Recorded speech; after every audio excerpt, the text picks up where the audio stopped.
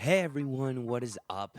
So I was thinking about it and I really wanted to go through a couple of different scripts that I have in my LSPDFR to make mine a little bit more realistic. Now, you don't have to download all of these. A heads up that a lot of things, the more things you add, the laggier that it gets. So I don't have everything, as far as I know, running right now. Some of these things that you can actually change by yourself depending on some other mods that you download, and we'll talk about that a little bit later on.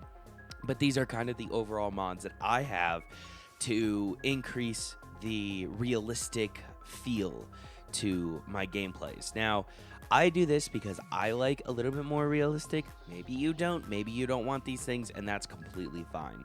Now, some I will say are completely okay if you don't download, like this first one, the riskier traffic stops. You don't have to download this at all.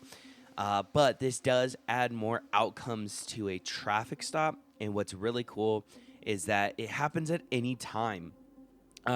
It can happen at the beginning, the middle, or the end.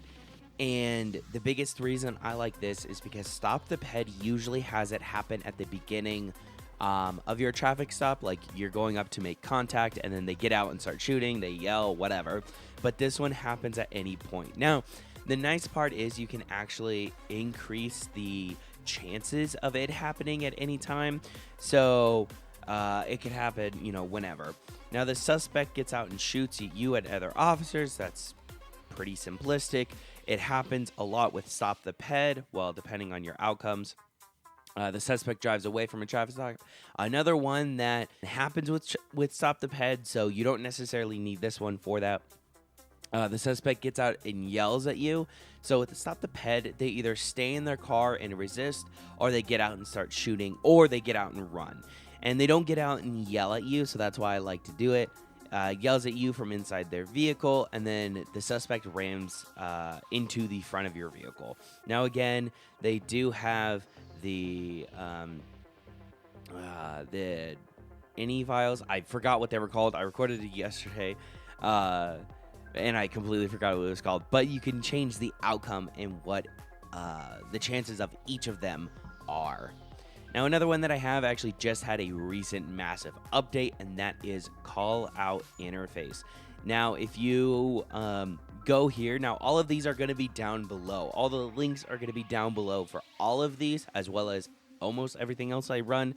I try to update that in every LSPDFR episode that I do, but I change it and I bring it in and out so often that I can't keep up with it all the time. But this one had a recent update. As you can kind of see here, but it shows you the calls that you're going on. It includes ALPRs, it includes ID checks. It's a really big one that I like, that kind of just allows you to have it and run it and do really good with just a call out interface that cops have. Now, another one that I use is Grammar Police. This allows me to talk to the cops or to dispatch with my mic. When I say, show me 1041, 10.8, it does that.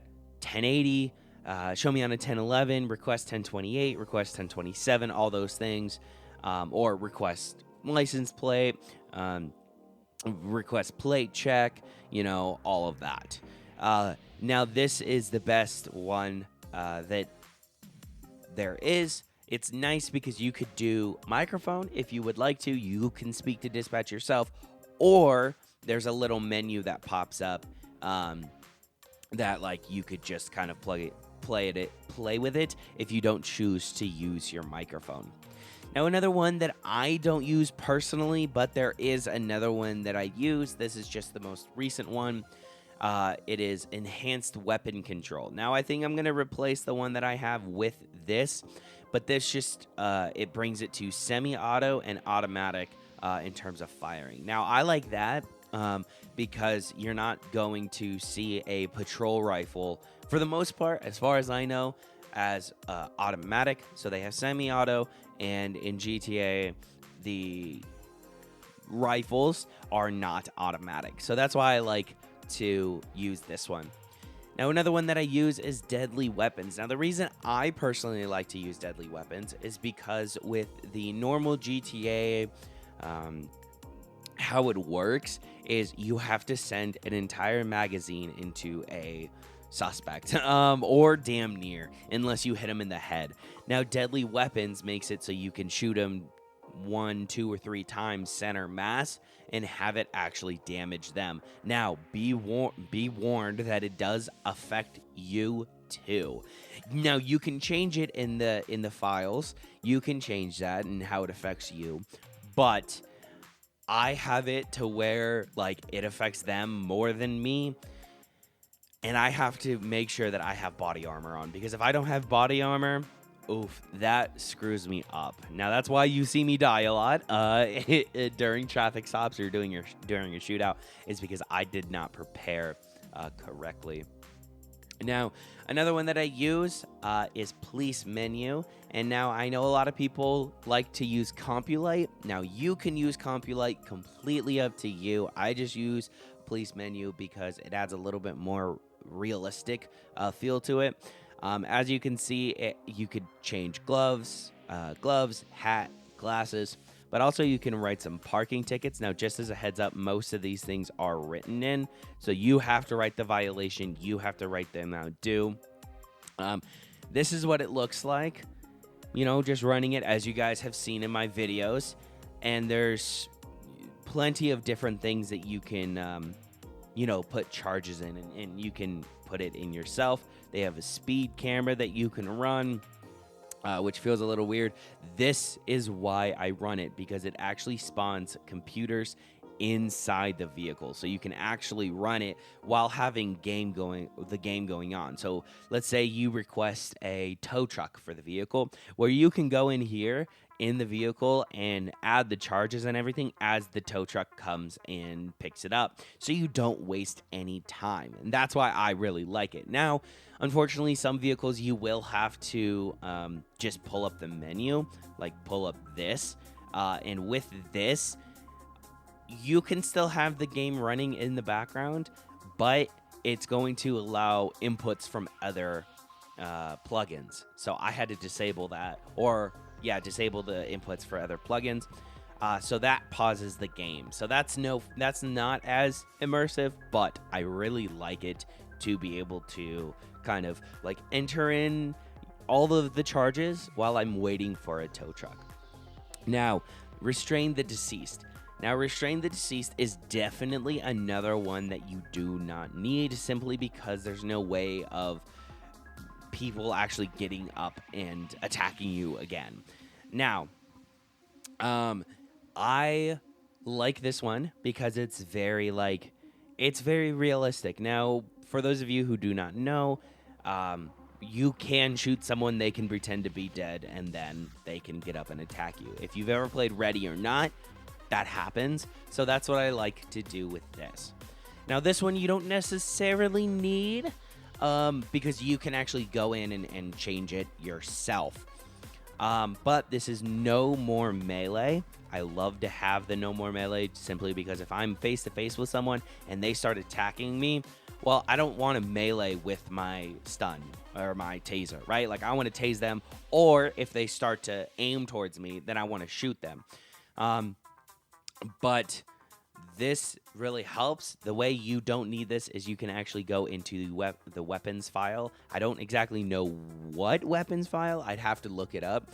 But you just go in, and then there's like a little flags or whatever for each weapon, and then you just take out the melee or close combat or whatever.